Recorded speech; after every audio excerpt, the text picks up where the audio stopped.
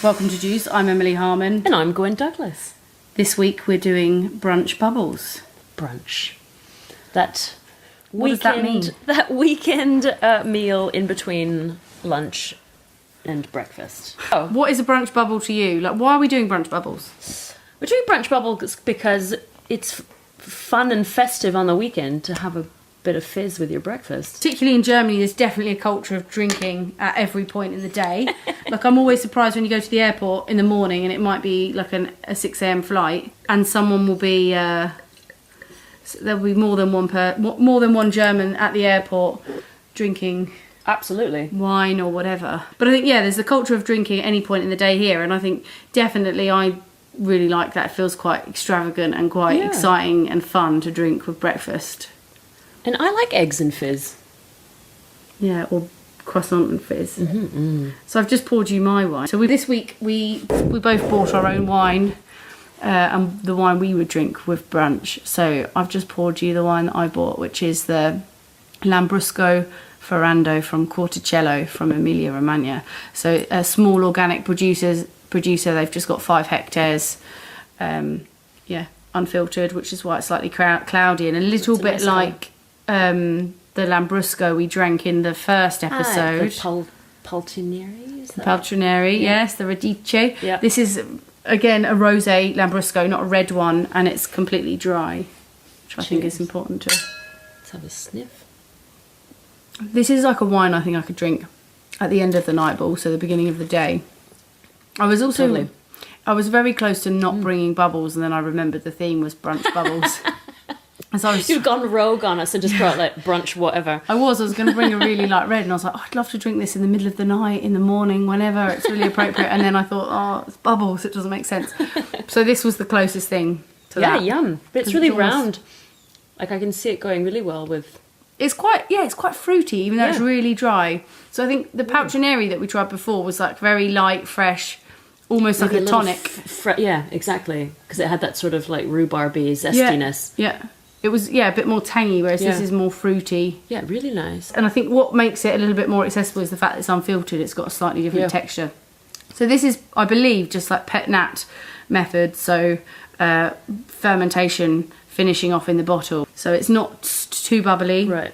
So a bit more gentle on the stomach when you first get up. What's your brunch pick for this? A bacon sandwich. Oh, yeah. Buddy. A bacon sandwich and a bottle of Lambrusco. Yeah, yum. Well, I was thinking about bacon butties too, like last week. It's been ages since I've had one. Yeah. I would think like also an omelette with like bitter greens and Italian sausage would be pretty. That would also be nice. Because it's got that little bitter end too. That's it's not a fruit bomb. I think with brunch wines, you want really something, nice. Particularly a brunch bubble. You want something either, I think, a bit more fun and easygoing, or you want something ridiculously extravagant. I was close to doing full that. champagne, the soup. Yeah. But this is great. Yeah, nice, light, bright, easy, not too gassy for the morning stomach. Ease you back in. I think this would be a wine as well. You could. We could rename the episode Hangover Wines. Yes. This would very much be a wine that would get you through your hangover, I think. It's got a kind back of on the horse. There is a sort of like tomato juiciness about it. Yeah, it's not completely fruity. There's like a little bit of a savoury. That's one thing, like tomato juice, it does have a... Maybe it's also the texture too. Unfiltered, there's that sort of like a bit more like a... Viscosity, totally. Transition between Lambrusco onto a Bloody Mary after. Oh, I love Bloody Marys. So do I.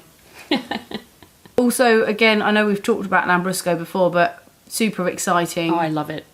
There's lots more. There are a lot more producers making interesting stuff and better quality wines. They're not all the sweet reds, and I think this for me is the future of Lambrusco. The pink Lambruscos that are dry. Oh, yeah. I think everyone that I try, I'm always.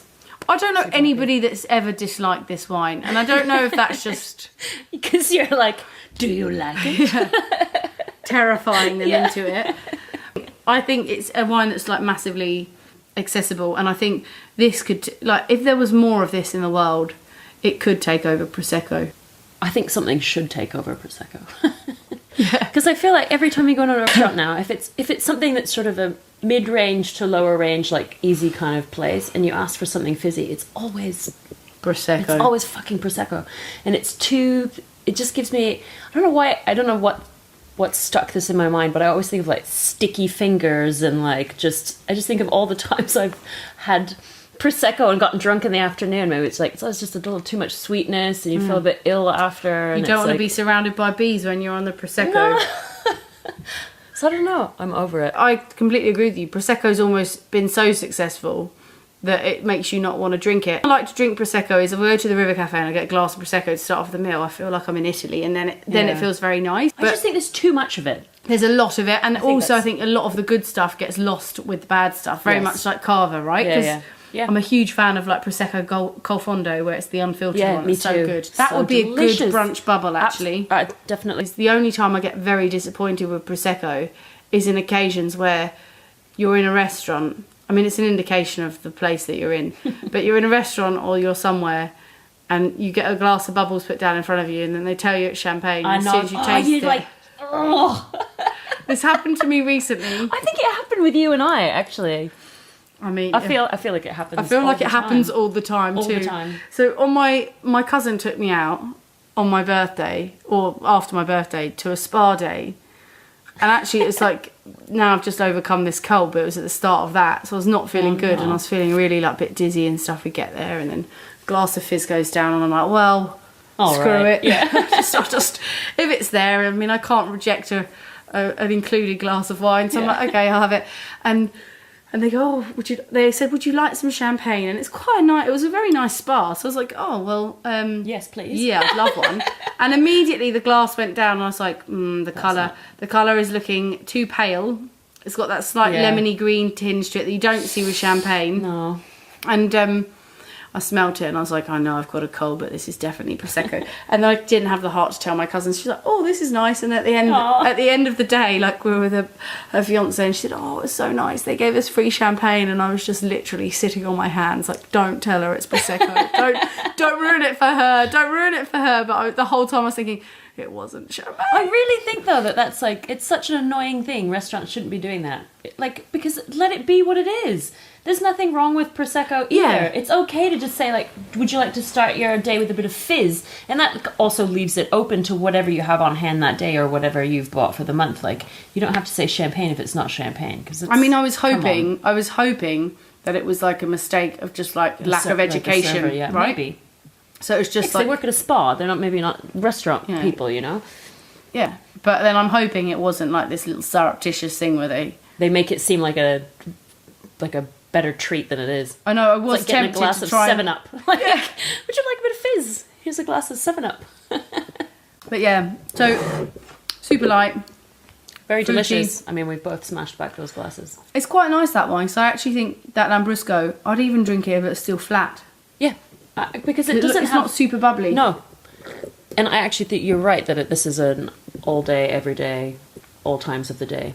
Do you know, out on your terrace, barbecue, Lucas Can't on the wait. fried chicken, magnum of that. This would be good with Dreamboat. pretty much everything. But I think also like spring lamb on the barbecue, like anything. Like I think it could hold up to some stuff. Yeah, charcuterie, some liver maybe even. It could work with Yes. the bitterness of liver. Oh, I think it's a good all-rounder. This is one for people to put aside and have ready for all occasions. Agreed. So what did you bring, Gwen? Because I see we both got empty glasses. That's I how know. nice that glass of wine was. So I brought one that actually I think you also thought about bringing because Yeah. it is pretty yummy. It was good that I just let you That let you me know. asked, yeah. Well, yeah, because it was almost 100% likely. That would have been like 2 bottles of... Literally, I went to work and I was like, I'm going to pick this up. It'd be really fun. And then when you texted me, I was like, oh man. Yeah. So it's, maybe I pronounce it wrong, but Koráb?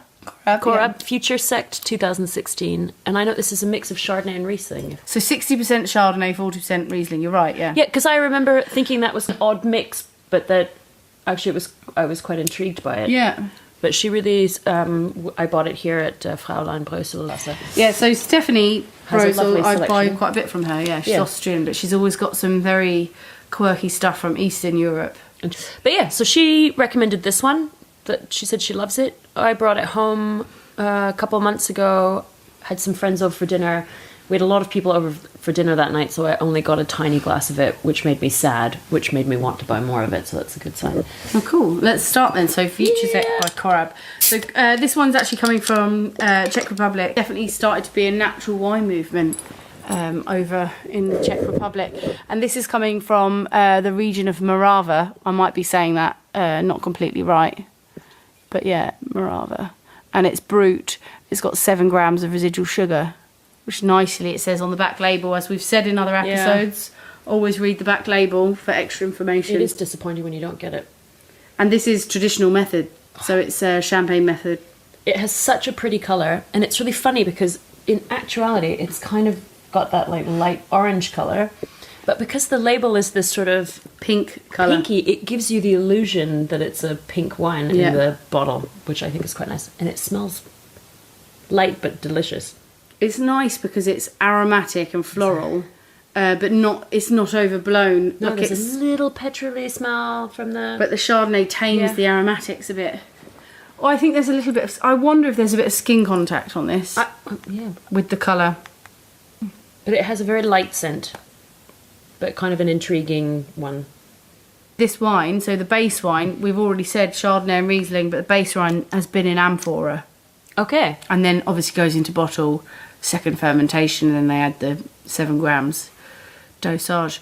I think this is quite nice, that little bit of extra sweetness in this wine that the wine before doesn't have is very brunchy. And I really like, usually that's what I go for, something that has a tiny bit of residual sugar for brunch. Yeah. I don't know why it seems to work well with like eggs and stuff. I'm thinking like Spanish eggs for this one. Yeah. An Asian deviled egg that might be good with this. It's Kewpie mayo and sriracha. And That'd be nice. Those Little like bit of caramelized spice. onions and stuff on it. I think would be pretty yummy with that. I think definitely when I'm looking at brunch bubbles, there's sort of 1 or 2 ways to go, and I feel like we've kind of gone in a little bit of a similar direction for once. This has kind of a like mimosa-y kind of thing, because it does have like a Bucks Fizz, like orange. Totally, yeah. And a little honey, and this sort of like, which is very brunchy. Yeah. There's a cocktail element to it. Yeah. Pet napped. Some Zeks like this that are a bit more fun, because it's nice, you still get that little bit of that sort of nuttiness with this wine, but it's much more fruity than you would expect from other Zeks, and a bit more rustic in style, which I think both of these have, and they both have that sort of slightly bitter finish that gives it that like it's not just fruit, right, which is nice, so it actually makes you want to go back and drink more of it, right. Which is what you needed first thing in the morning. But maybe you do if it's a hangover. Hit the ground running. I have to say though, when I was thinking brunch bubbles, I do always imagine there's an element of hangoverness. Yeah, it is usually, because it's usually a Sunday, isn't it? Let's be honest. Totally. And you might have been out the night before. Right. Probably You're not having been like no one's having brunch. I mean, I hope no one's having brunch before noon. If you are, that's fucking breakfast. You're right. There's also that assumption that you've slept in because you've had a late night, and that's why you're eating brunch. Exactly. Otherwise, you'd just be having breakfast. It's true. I think the other thing is, like, I mean, we didn't bring it this time because I feel like I don't always want to bring champagne, even though I'd love to drink champagne every time. Every time. I know, champagne is great.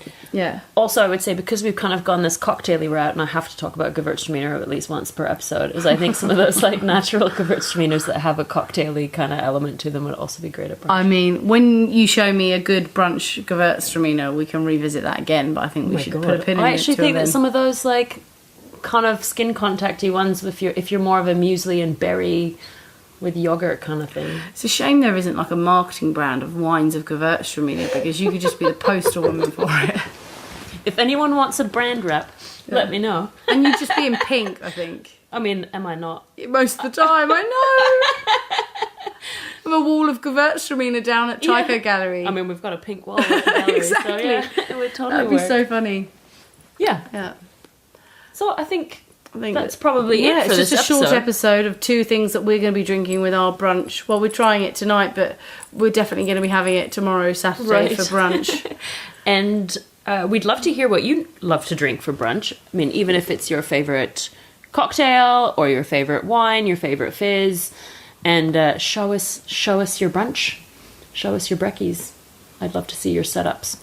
Yeah, show us your brunch and what you're drinking with your brunch. And you can find us You can contact us through Instagram at juice.podcast. On Twitter at juice_podcast. Or you can find our website at juice.show and pick up a tote bag to carry all those brunch bubbles home.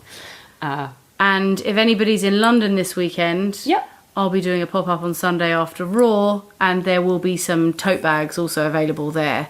That'll be at the Henrietta Hotel, so you can just check out the Vina Lupa Instagram for details of where to find me with lots of magnums and lots of tote bags. Super. Looking forward to seeing you all next week. I'm Gwen Douglas. And I'm Emily Harmon. Cheers. Cheers.